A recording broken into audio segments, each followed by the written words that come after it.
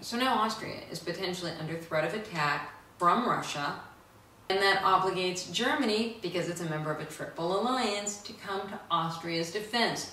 So now Germany throws down into this war, although a case could be made that this is not, in fact, a war in which Austria is defending herself. This could be seen as a war of choice or war of aggression, because Austria is the one that declared war on Serbia.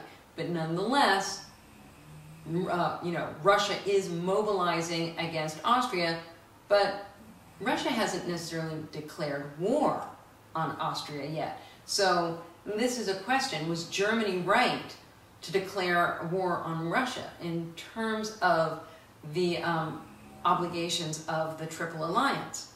Not really.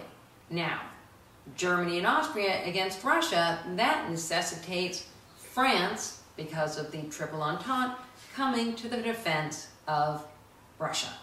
So this is disastrous. There's been a rush to total mobilization and total war. Italy does not want to get involved in this war. They have no great love for Austria. And England really doesn't want to get involved in this, what looks like a costly and pointless war in terms of its own national interests. So Great Britain hangs back. I mean, it is not going to observe the terms of the treaty. And this is also very important, because now Kaiser Wilhelm is thinking, I've only got France and Russia to deal with. I don't have Great Britain to deal with. And I can take them. I can take Russia and France. Why does he think he can take Russia and France? Because of the Schlieffen Plan. So remember, way back in the 1890s, Kaiser Wilhelm gives Bismarck the boot, and he decides to dump his alliance with Russia. Now, he's got to contend with the potential of a war with both Russia and France. And so in the early 20th century, Germany actually develops the Schlieffen Plan. And the Schlieffen Plan is a very specific tactic to deal just with this eventuality. But the idea, the assumptions underlying the Schlieffen Plan were that Russia, the old dinosaur, is going to take forever to mobilize. So while Russia's getting its act together, the Germans are going to march into France with just a blitzkrieg strike force, just move in there, immobilize Paris, surround it, pound it, get it to surrender, then turn around and deal with Russia. So it's war on two fronts, but taking just one at a time. But in order to make that work, again, speed is of the essence.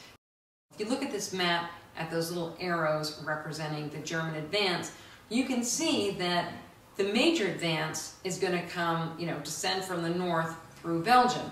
Now, where France would expect the Germans to attack would be along that southern border where Alsace-Lorraine is. So that's where France had concentrated all of its troops. The Germans know this, and they're basically counting on it, so that France's troops will all be located on the wrong front, while German troops descend from the north, surround Paris, and then take, do a sneak attack of these French troops that are on the southern border from behind. But in order to do this, they need a certain element of surprise, because they can't let, the French figure out or have time to get their troops off the southern border and deploy them in the northern border. And they're also sort of counting on the fact that Belgium will be too scared not to give them permission to cross Belgium. However, things go wrong with the Schlieffen Plan. Belgium did object very much to being invaded, would not give the Germans permission, and therefore this was a full-scale invasion, and you've got 1.5 million Germans trying to tiptoe across Belgium while they're being engaged in heavy guerrilla combat, which is slowing them down. And also the German soldiers are now basically involved in war crimes and atrocities against Belgian civilians, which is getting a lot of press in England and America. And now it's going to be very difficult for Great Britain to sit on the sidelines.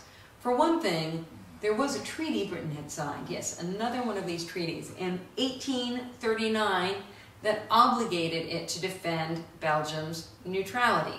So now Britain was honor-bound and obligated to come to Belgium's defense, but also at this point, Britain had very little choice but to come in and try to check this German colossus that had really jumped the fence now. It was bad enough that it had become this sort of vortex of power at the center of the continent. But now there it was on the march, reaching out into France and across Belgium and making war with Russia. I mean, where was this going to stop? So now Great Britain is in the war. And so now the Schlieffen Plan, it's off the rails. Instead of being able to just dispatch the French and head over to Russia, what happens is Germany gets bogged down on the Western Front. They start digging in as they wait for supplies and fortifications. They dig into these trenches, and this is supposed to be just a temporary thing. But the problem is, and what hadn't been anticipated, is that trench warfare is seriously advantages the defensive side. So once you get your troops dug in, it's almost impossible to dislodge them. So you've got 1.5 million Germans who can't advance because it's very hard to do an offensive maneuver. How far are you going to get, in the face of a hailstorm of artillery and mortar fire and machine guns? I mean, basically, you are pinned to your trench. The land between the trenches was called no man's land, and it was marked with, rows and rows of barbed wire. After years of shelling and explosives, what do you think is left of the landscape? Every tree is gone. It is just barren and brutal. A mudslick with this thick, heavy mud. Now, no man's land is even more deadly, because now you're somebody who's trying to run as fast as he can through this deep, thigh-high mud that will slow you down to molasses, and you just become a sitting target. Just the way it's hard for the Germans to advance, it's also equally hard for the English and the French to push the Germans out of their defensive position. So, both sides hunker down, dig their trenches, and settle in for a brutal, bloody, muddy war.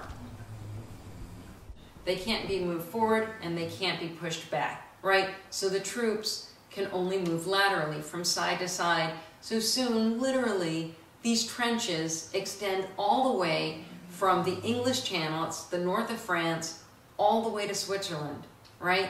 475 miles of trenches. All movement goes out of the war. You can see here, the soldiers are hiding behind a pillbox. So basically, they've got a big concrete wall with a hole in it out of which to stick their gun.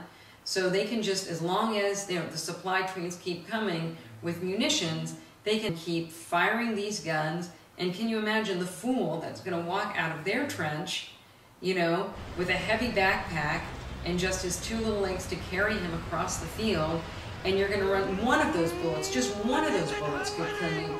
But now, there's a hailstorm of bullets coming at you from all directions, right? Hundreds of machine guns trained on you, and the noise was apparently devastating and unceasing. You can imagine this was a war where once you're in the trench, you're up there, and the war doesn't stop. This war is at an industrial pace, right? An industrial scale violence. It's 24/7. That these machine guns and bombs and munitions are exploding in your ears. Literally, your nerves never get a chance to rest. You're sending humans made of flesh and blood against the powerful explosive ordnance. There was simply no contest, and that's why in these wars, where the generals didn't know what to do, didn't know how to approach it, they had no strategy, no understanding for this, all they could do was throw more men into the machine gun fire, but that wasn't going to make the men any less vulnerable to bullets. So these are battles in which 30, 40, 50, 60,000 men might die in the space of a few days.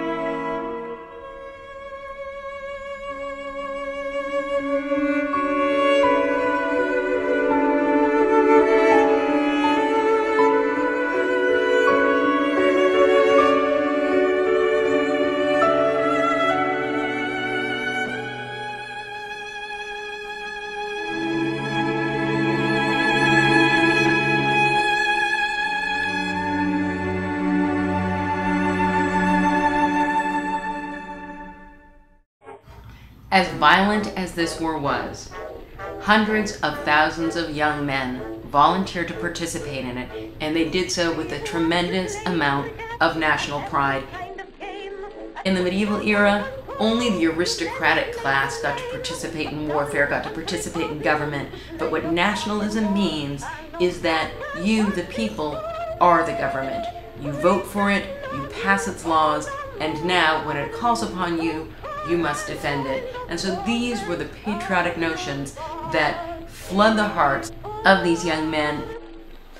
But once the war started, they were cogs in a machine.